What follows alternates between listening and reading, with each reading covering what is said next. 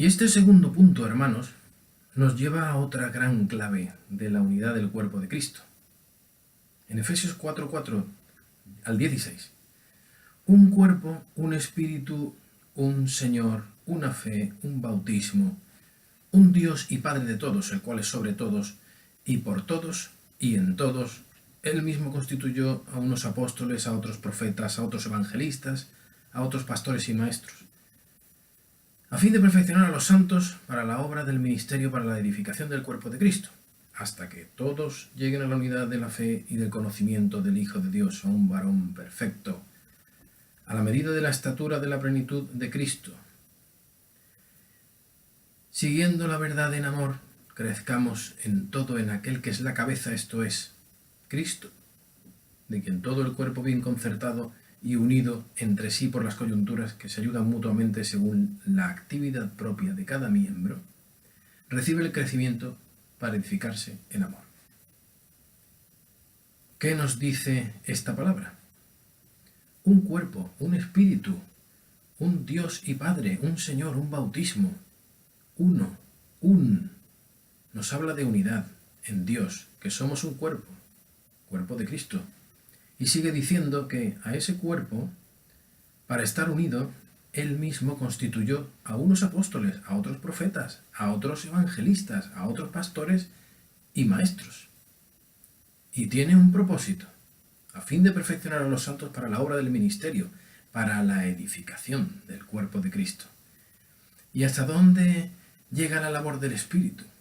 Hasta que todos lleguen a la unidad de la fe y del conocimiento del Hijo de Dios, a un varón perfecto, a la medida de la estatura de la plenitud de Cristo. Esto, y lo dice la palabra, es porque en verdad podemos llegar a la unidad de la fe y a conocer al Hijo de Dios, aquel que es la cabeza. ¿La cabeza de qué? Del cuerpo, la Iglesia. Esto es Cristo, de quien todo el cuerpo bien concertado y unido entre sí por las coyunturas se ayudan mutuamente. Ayudarnos mutuamente es nuestra obligación y llamamiento, hermanos, según la actividad propia de cada miembro, en referencia a los ministerios, a los dones. Así que el cuerpo, la Iglesia, recibe un crecimiento para ir edificándose en amor. Si les parece, profundicemos un poco más, porque Pablo trataba con las primeras iglesias, con cristianos de todo origen, judíos, gentiles, y era difícil unirlos en uno. Los efesios acostumbraban a ir a los tribunales para cualquier discrepancia. Pablo les dice: soportaos, y seguir la vocación que lleva a la unidad de Cristo. Y resalta: un Dios y Padre, porque está hablando a una cultura idólatra de la diosa madre. Efesio tenía el templo de Artemisa o Diana, diosa de los efesios, lo cual les costó persecución a Pablo y a sus compañeros en el alboroto en Éfeso, en Hechos 19. No han cambiado mucho las cosas con la multitud de vírgenes del catolicismo. Pues bien, este Dios y Padre, les dice Pablo, está sobre todos y por todos, en todos, y está dentro por el Espíritu. También 1 Pedro 5:7 tiene una lista de cualidades para el amor fraternal. Pablo a los Colosenses 2:19, sobre las coyunturas y los ligamentos del cuerpo de Cristo.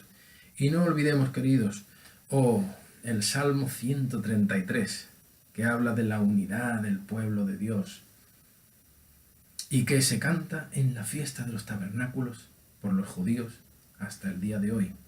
Este salmo habla de que la unidad en amor y paz, y de cuán bueno y delicioso es la unidad de los hermanos, tema de una de las canciones de René González.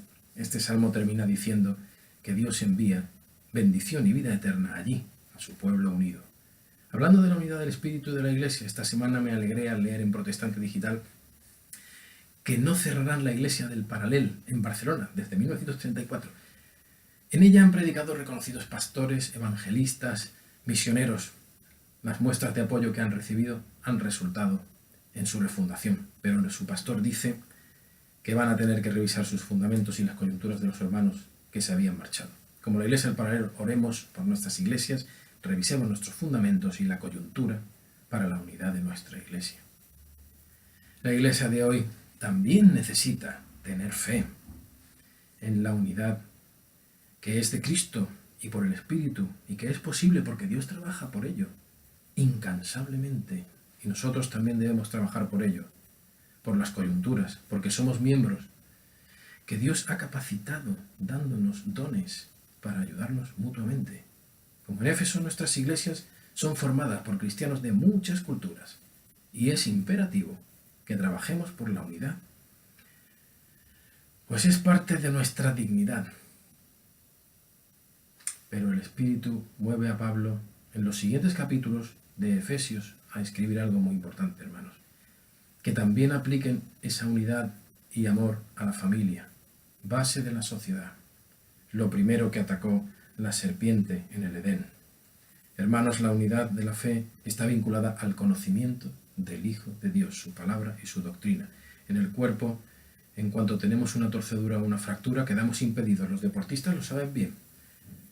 Si nos cuidamos unos a otros, no perderemos la capacidad del cuerpo. Pensemos en esto.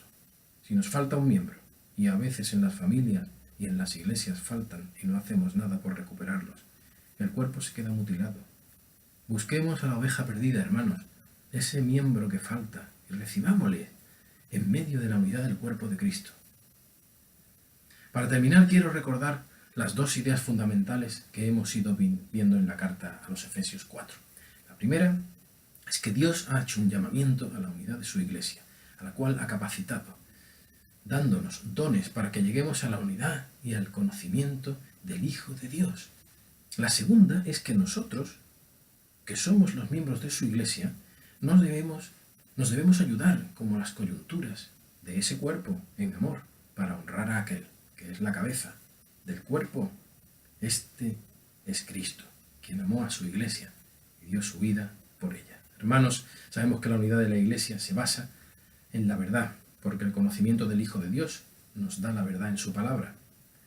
Pues precisamente por esa verdad, y ahora que estamos a las puertas del 500 aniversario, recordemos que fue por este motivo la Reforma Protestante, la unidad de aquel que es la cabeza por volver a la verdad de su palabra, a la Biblia, y sin embargo produjo la división entre los que seguían la Biblia y los que seguían la tradición y el poder de hombres.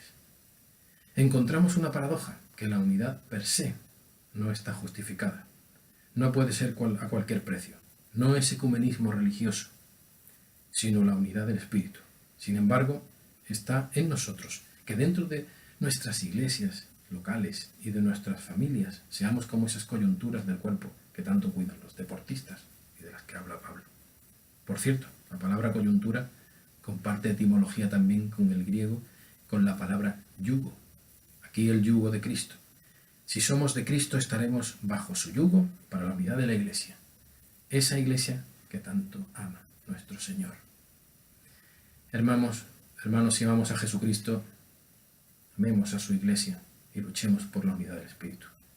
Quiero despedir con el cierre de la carta de Pablo a los Efesios.